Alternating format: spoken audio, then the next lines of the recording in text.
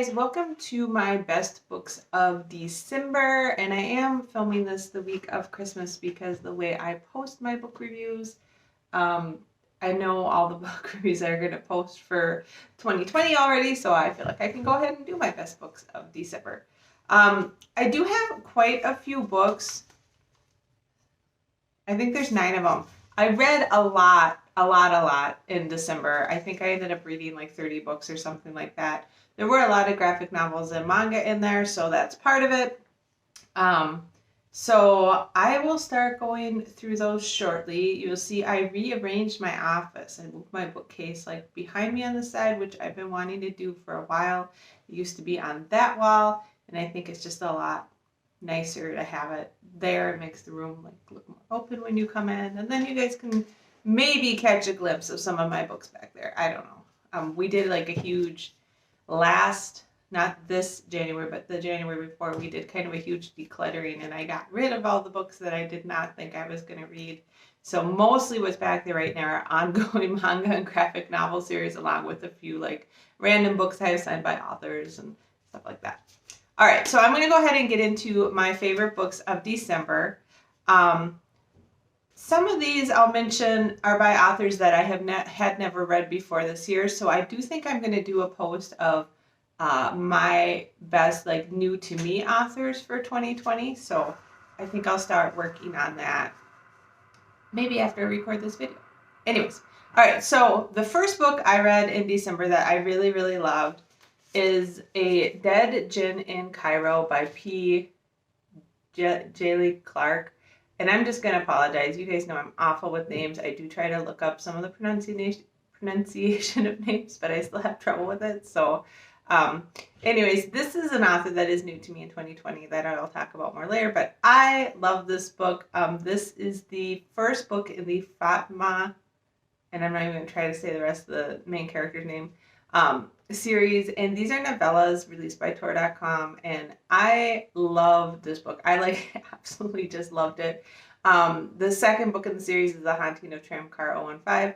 I didn't like that quite as much because it didn't feature the same characters, but yeah, I just love this book, and I was so excited to hear that the third book is going to be a full-length novel. So you'll notice in this post there's actually 2 books by Clark in here, and I really love them both. This is a steampunk novel, so a historical fantasy set in Cairo, and it's in a world where Jinn came through kind of a magic portal and advanced Cairo like way beyond most of the rest of the world with their magic. So in this one, there's a murder mystery that needs to be solved, and it ends up resulting in the world almost ending. And I think part of what impressed me about this novel so much is just the amount of world building. And it's a small novella, but there's a whole complete world built really well in this. And then Fatma is just an amazing character. Like, all the characters are just really well done. You're immediately, I don't know, they're just described so well. You immediately engage with them. They're just super fun. And then it's very fast paced. There's a lot of action. There's a really good mystery. I just thought it was a very well balanced blend of a number of literature elements that I like. So I really, really like that one. All right, the next one that I gave 5 stars to that I really enjoyed is one a lot of people have already read. And I think my cover printed out funny with this, so I don't think this looks quite right. But it's From Blood and Ash by Jennifer L. Armentrout.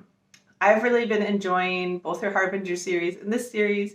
I tried reading one of her other series this month, Lux. I started it, and I really didn't like it. It is one of her earlier series, so I'm not sure if, maybe she hadn't hit her writing stride by then. From Blood and Ash, and I did read this quite a while ago, but it's a fantasy, and it's got kind of an interesting world. And again, I think the main driver in this one is the characters.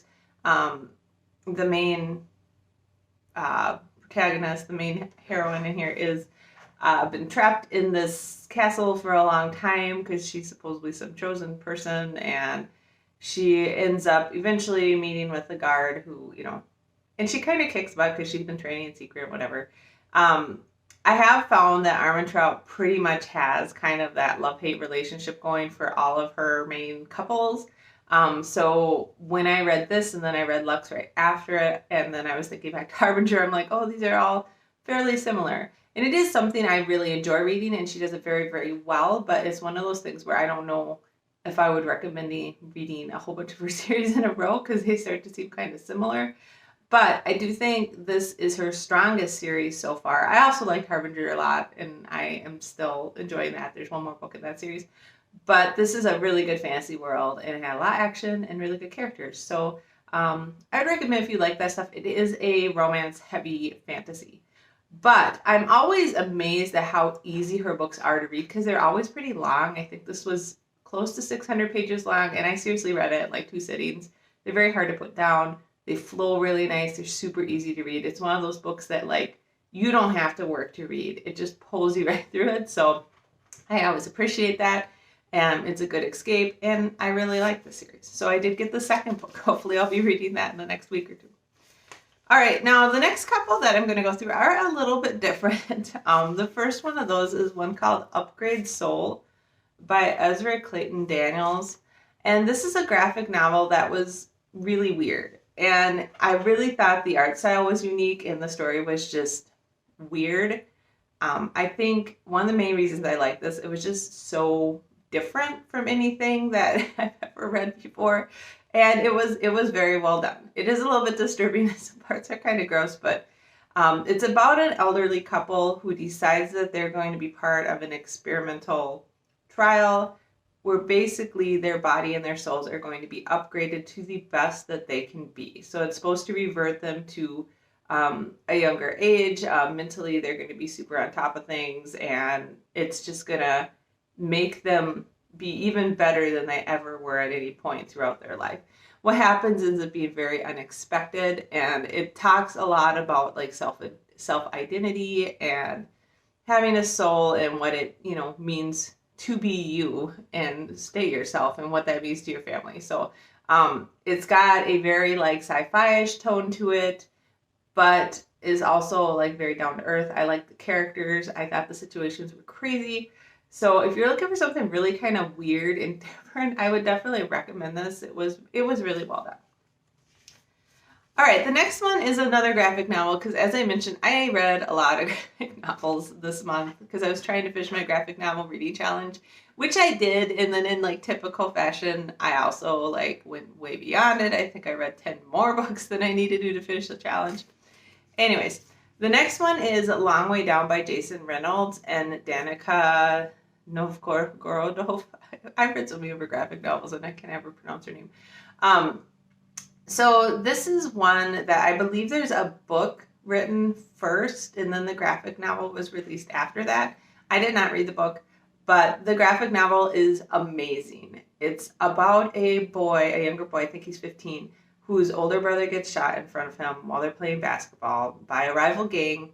And this boy decides to take revenge. And on his way over to the house of the person that he has sure shot his brother, when he gets in the elevator, every time the elevator stops at the floor, another person comes in, and they are a person that has been killed by a shooting that is connected to his family. And so he basically gets to listen to all these people as they come in the elevator and whatever. It's super, super well done. It really makes you think about people who are living in those environments and growing up and kind of how the cycle of violence continues on, and about, personal choice and like how your actions, even though they don't seem to be big, can really make a huge impact on a long string of events, that kind of thing. The other thing that really makes it stand out is, of course, Danica's watercolors. She is an amazing artist, and I've read a number of her graphic novels as well, and I always love them. I love her art style. It's just absolutely beautiful, and the kind of muted tones and watercolor style just worked really, really well for this graphic novel, and it's one I highly recommend everybody reads. I had my son read it as well. I just think even if you're not growing, we grew up in a kind of more of a rural area, so we're not really exposed to gangs here.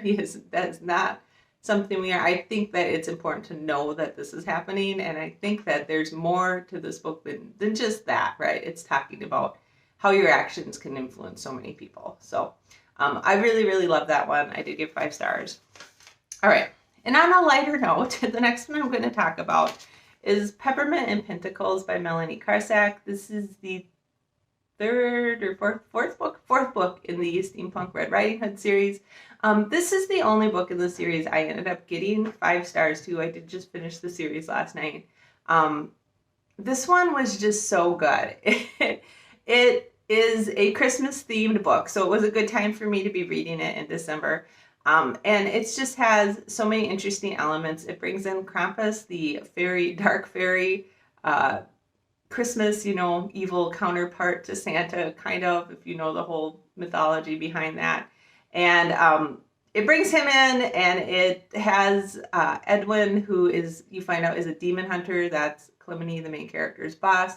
And so you learn all this demonology, and there's just a ton of action, and just the whole tone to the book is very Christmassy and nice and like pleasant and comforting. But at the same time, you have like demon hunting and all this really fun, obscure mythology around Krampus. And you get to meet like Queen Victoria and her family, and I just really liked it. I thought it was by far the best book of the series, and I kind of wish that all the books would be this.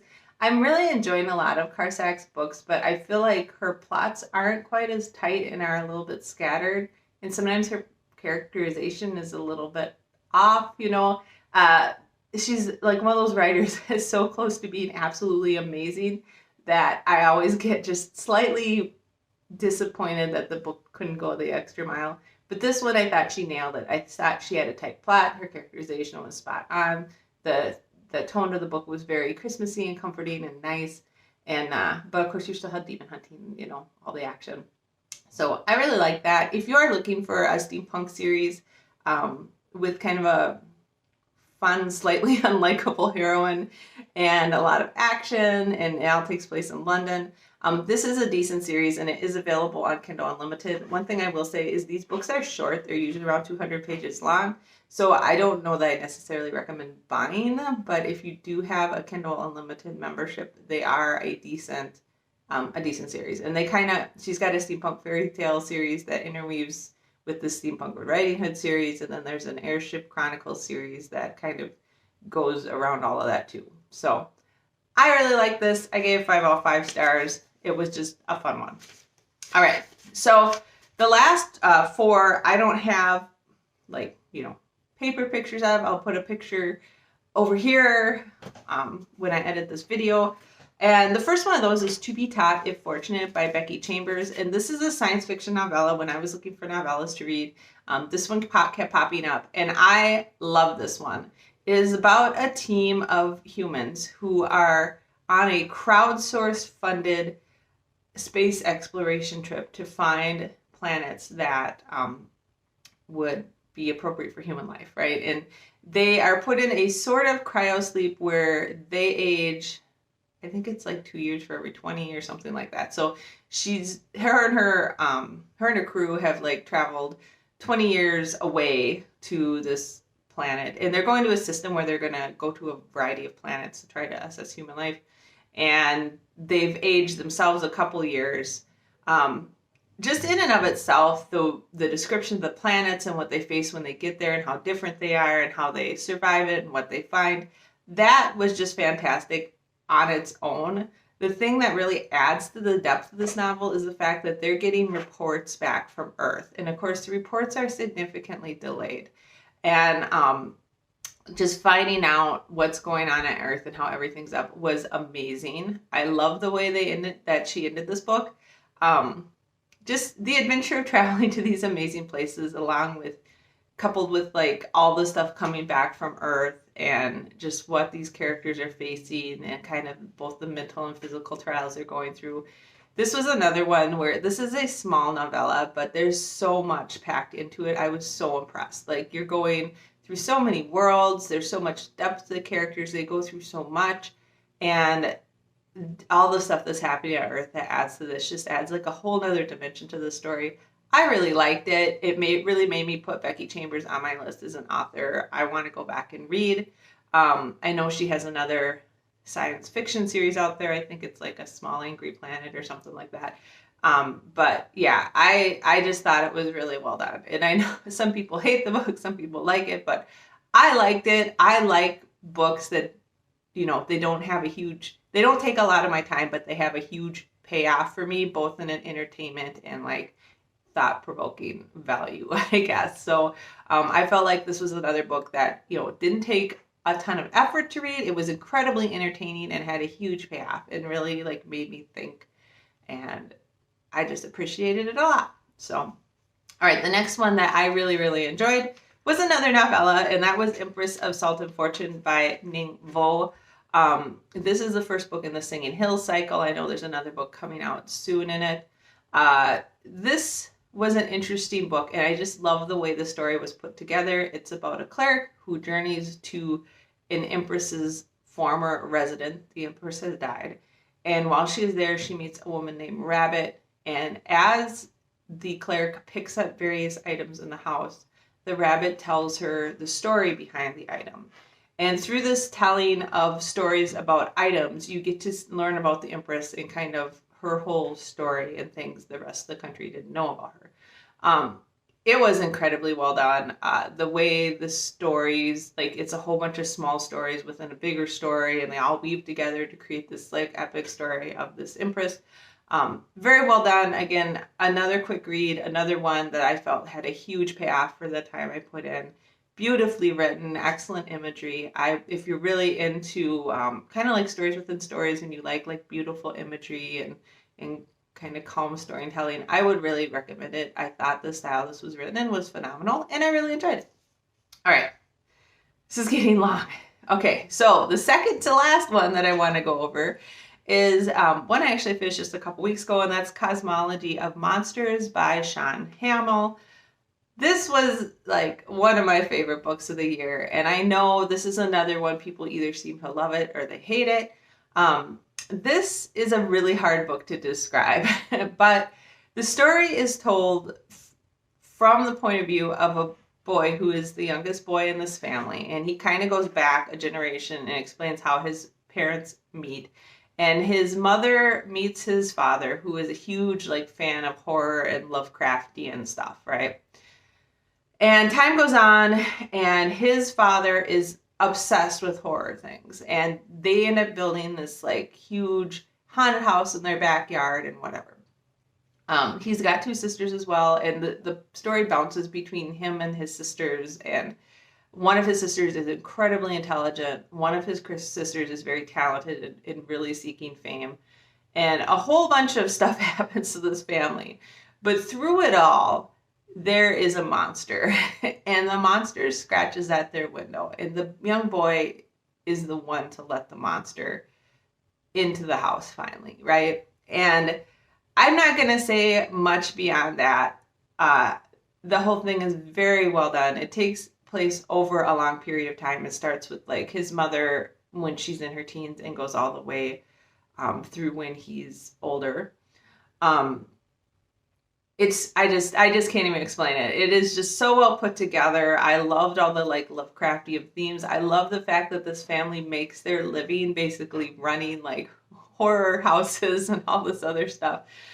They start with the haunted house in their backyard and then quickly go on to building like these bigger like scare haunted house type things. And that it just was fascinating. The relationship this boy develops with this monster is amazing. This is one where the end of this book just blew me away. Like I kind of saw what was coming, but not really. And then the whole resolution to it was perfect for the tone of the story. I love this book. It was weird. It was quirky. It was different. I could not predict what was going to happen. I just thought it was amazing. So if you are into kind of weird, like you'll notice there's like a weird theme this month. I don't know. I've been picking up a lot of these like random books that are maybe less popular, but people are saying are super good. I love this one. I'm definitely going to have this author on my radar from now on. I believe this is his debut novel. And wow, just, I can't even explain it. I loved it so much. I love the Lovecraftian theme. I love the weird relationship with the monster. I love this family and like how crazy their whole like way of making a living and stuff is and how they make that work. I can't say enough good things about that one. It was just amazing. All right. And then the last one I'm going to talk about is another P. Djeli Clark book. And that was one that is not related to the Fatma, Steampunk Ciro series. This one is called Ring Shout, and I believe it came out last year, but Oh my gosh, this was another one I loved. It's a short novella, but I wanted it to be a long book. Like I was kind of disappointed when it was all done. So basically, Ring Shout takes place during the time when the Ku Klux Klan is like harassing everybody.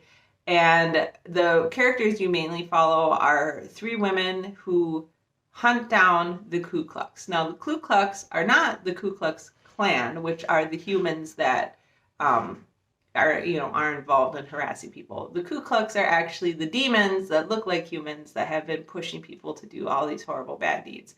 So these three women, one is a sharpshooter who has this super bad mouth on her. One's a woman who lied and fought in the army. She lied about being a woman and fought in the army. And the third one is the main character who's super smart and kind of drives a lot of this stuff forward.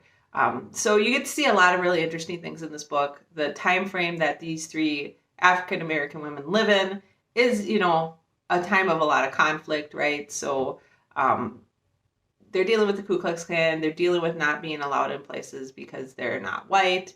There's just a lot going on. So it's an interesting time in history to have this set. The idea of the Ku Klux Klan being driven by these Ku Klux demons was really cool. And of course, there's like an overarching evil that's trying to come into the world that they have to fight. So it's got a lot of urgency to it. There's a lot of action.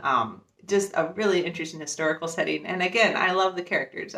Clark is writing these amazing characters that are interesting and engaging very quickly.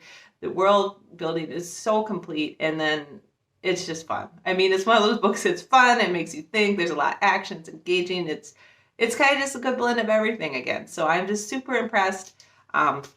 Again, probably one of my new favorite authors. So yeah, those are the books that I read. And I know this is a long post, so I apologize for that. But yeah, just a lot of really great books and graphic novels I read in December. It was a very good month. Makes up for November, where I think I had only like 2 to talk about or something. All right. So I'm going to wrap this up. I'll probably be posting this later in December, so it'll probably be after Christmas. So I hope you guys had a good Christmas, and I will talk to you later. Bye.